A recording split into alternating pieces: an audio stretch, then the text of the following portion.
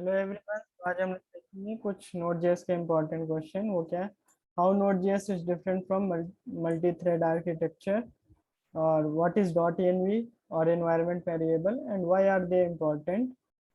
And last question, what is the event loop in नोड.जेएस।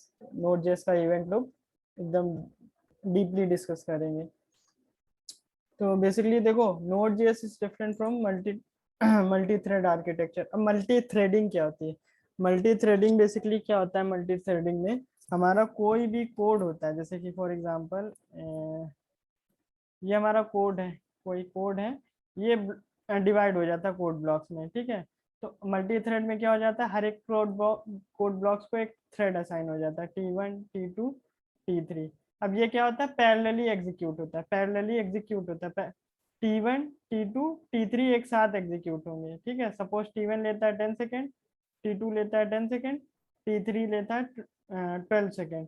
तो overall हमारे पूरे task को एग्जीक्यूट होने में टोटल टाइम 12 सेकेंड लगेगा, ठीक है। अगर हमारा सिंगल थ्रेड कर रहा होता तो 10 10 10 12। तो सिंगल थ्रेड इस टास्क को एग्जीक्यूट करने में हमारा टोटल लगाता है कितना?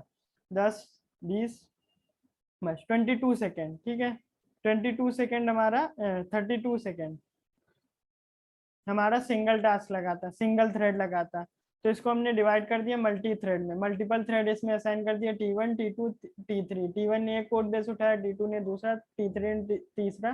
तीनों इंडिपेंडेंटली एग्जीक्यूट हो रहे हैं, ठीक है, पैरेलली रन हो रहे हैं, इंडिपेंडेंटली पैरेलली एग्जीक्यूट हो रहे हैं। तो ये हमारा क्या होता है? ये हो जाता है मल्टी थ्रेडिंग, ठीक है, मल्टी थ्रेडिंग होता है। लेकिन जो जावा, जो हमारी नोड.जेएस है, ये सब हमारा जावा, पाइथन और C++ में इस तरीके से हम लोग थ्रेड बनाते हैं, थ्रेड असाइन करते हैं, फिर वो रन करता है। लेकिन नोड.जेएस में ऐसा नहीं होता है। नोड.जेएस हमारी सिंगल थ्रेड है, ठीक है, सिंगल थ्रेड। देखो नोड.जेएस क्या है? सिंगल थ्रेड है जो कि event loop also run on the same thread.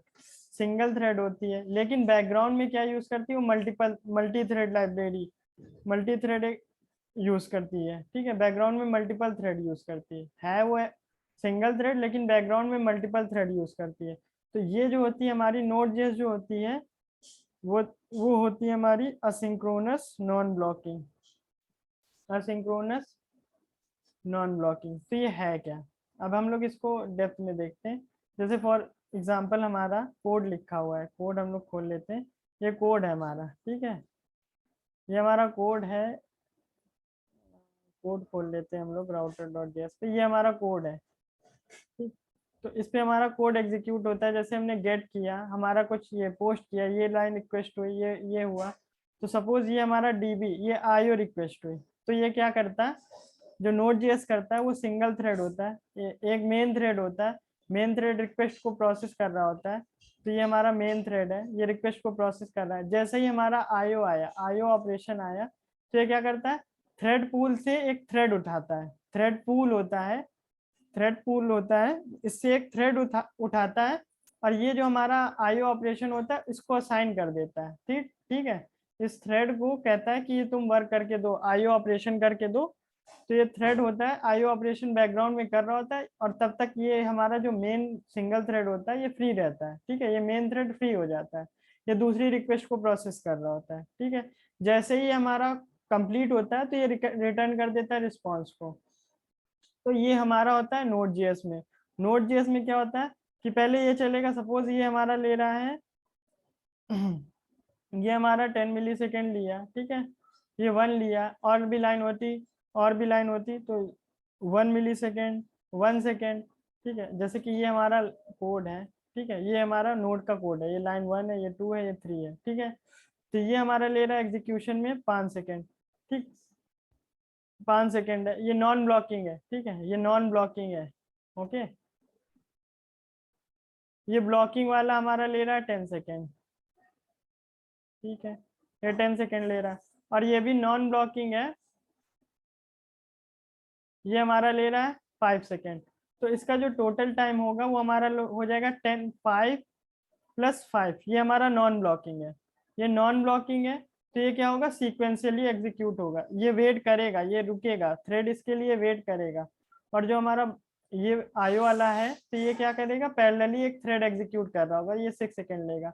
तो इन दोनों में जो मैक्सिमम होगा वो हमारा टोटल टाइम होगा। टोटल टाइम हमारा हो गया 10 सेकेंड। एक बार फिर से एक्सप्लेन कर देते हैं क्या है हमारा।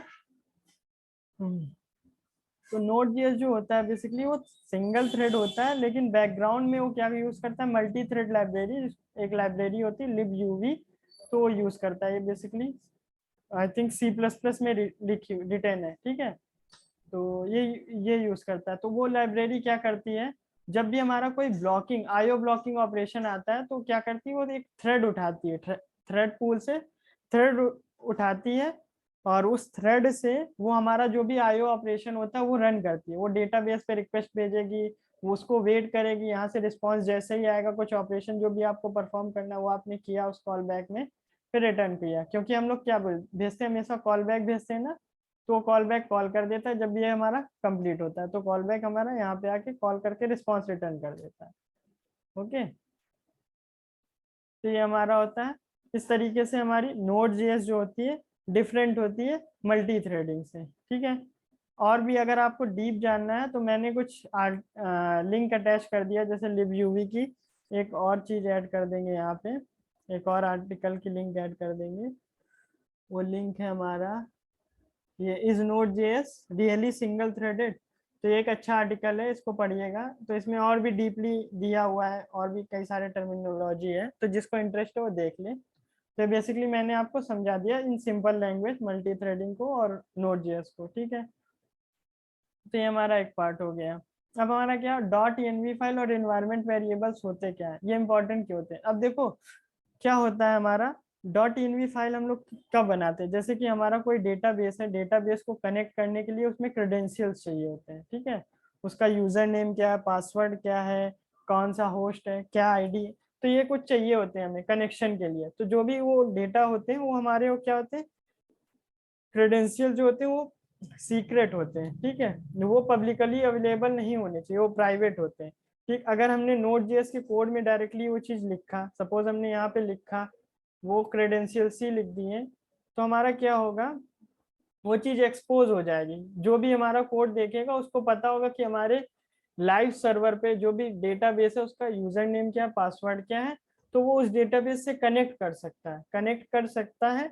तो कनेक्ट करने के बाद क्या होगा, प्रॉब्लम हो जाएगी, वो हमारी सारी चीजें एक्सेस कर लेगा, सब पूरा डेटाबेस उसको पता होगा, ठीक है।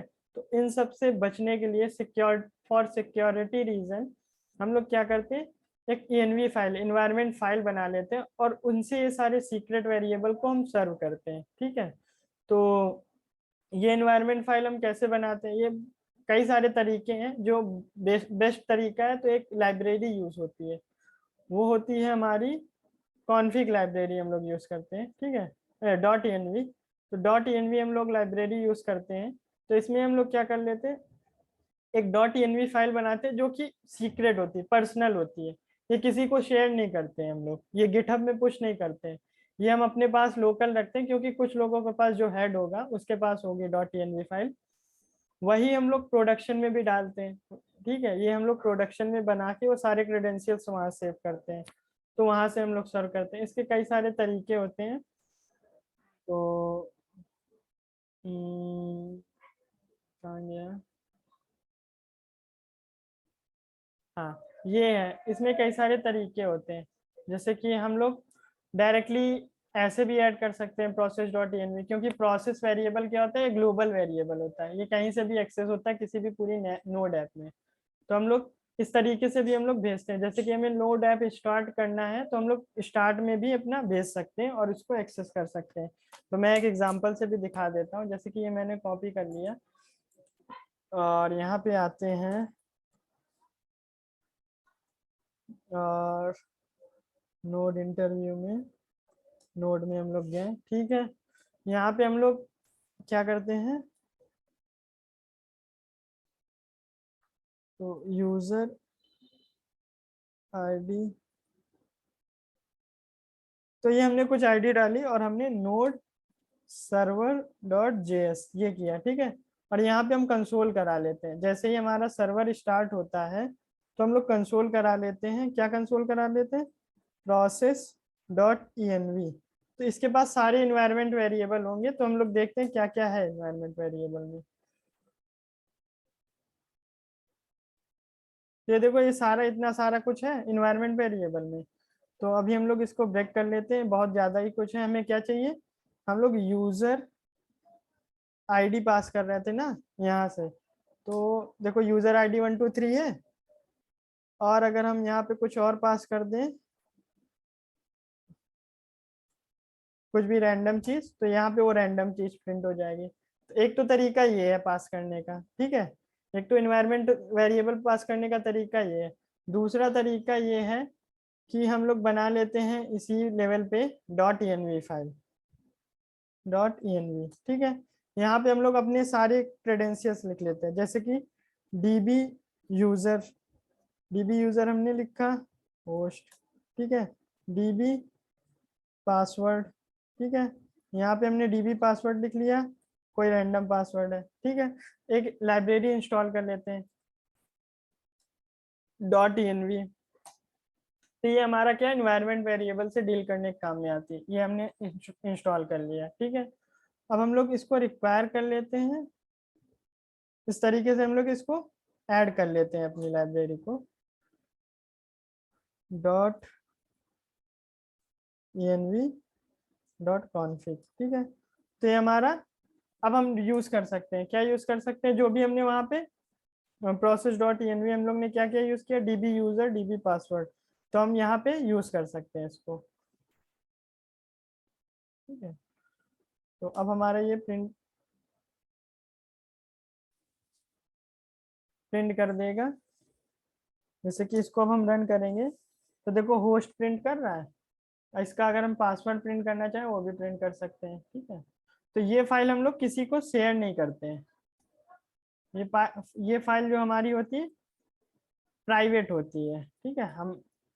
हम प्राइवेटली स्टोर करते हैं। तो ये होस्ट नेम पासवर्ड ये सब हमारा यूज कर रहा है।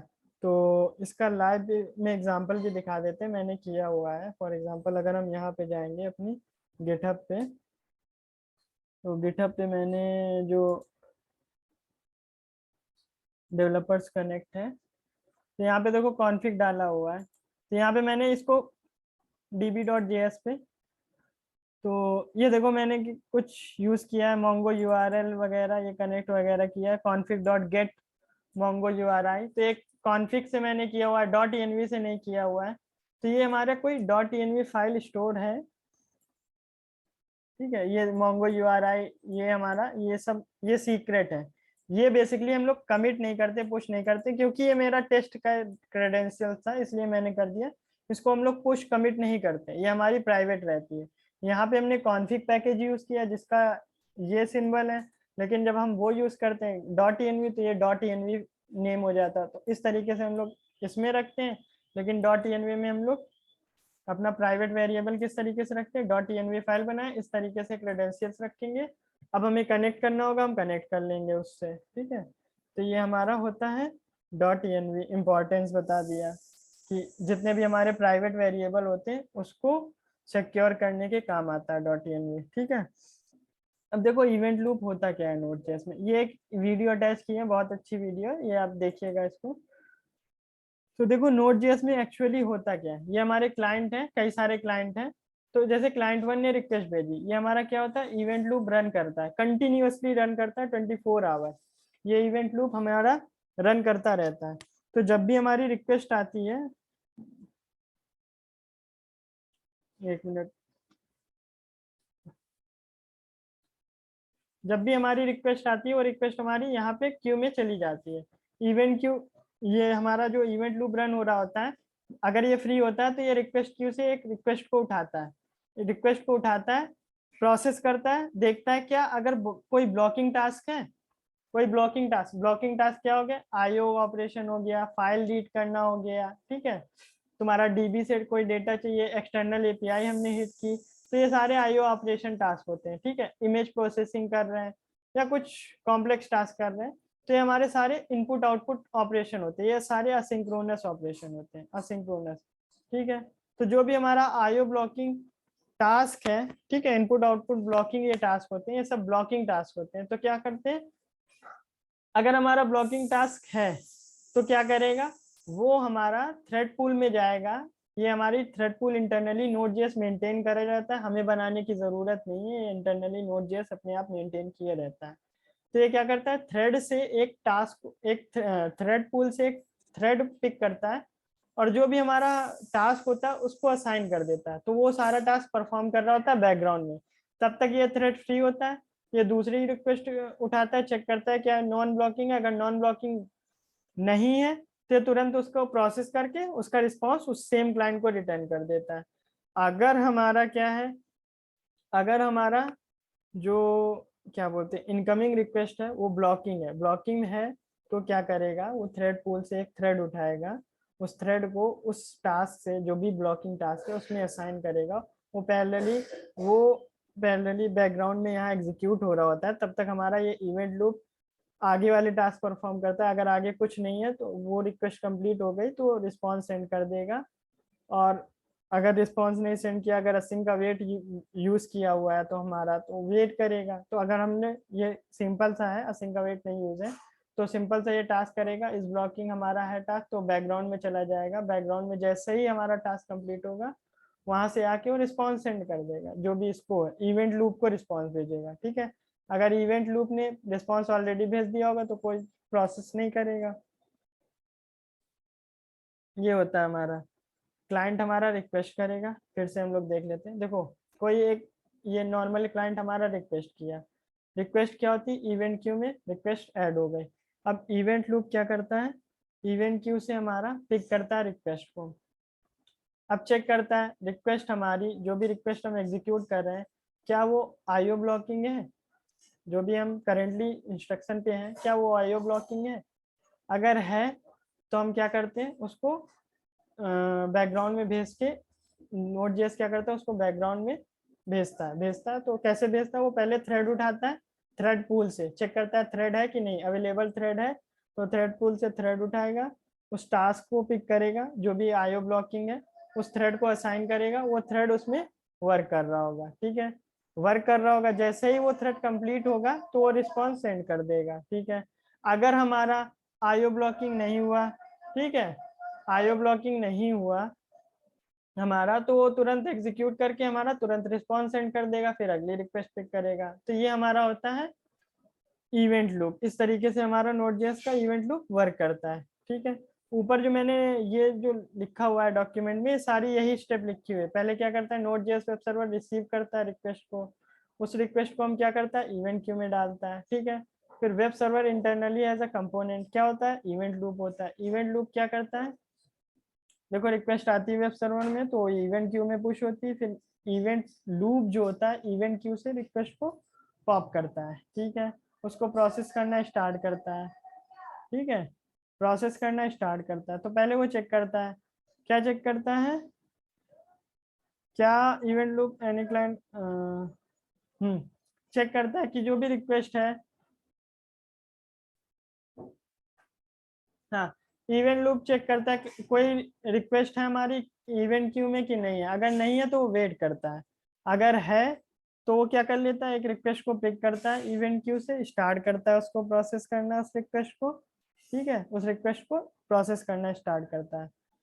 अगर हमारी जो भी रिक्वेस्ट है उसमें ब्लॉकिंग आईओ ऑपरेशन की जरूरत नहीं होती है, ठीक है, कोई भी डेटाबेस रीड की, इमेज कंप्रेशन की, या कुछ एक्सटर्नल एपीआई, ये सब हम कुछ नहीं करते, सिंपल सा कोई ऑपरेशन परफॉर्म कर रहे हैं जो कि नॉन ब्लॉकिंग आईओ है। ठीक है, तो ये सिंपल सा हमारा उसको एग्जीक्यूट करेगा, रिस्पॉन्स को प्रिपेयर करेगा, क्लाइंट को भेज देगा। अगर हमारा आईओ ब्लॉकिंग ऑपरेशन है, जैसे database, file system, external service है, ये सब है, तो ये डिफरेंट अप्रोच करता है। डिफरेंट अप्रोच क्या है, ये पहले अवेलेबिलिटी देखता है थ्रेड पूल में। ठीक है, इंटरनल थ्रेड पूल जो मेंटेन करता है, ये लिब यूवी लाइब्रेरी होती है, उसका यूज करता है, इंटरनली थ्रेड मेंटेन होते हैं।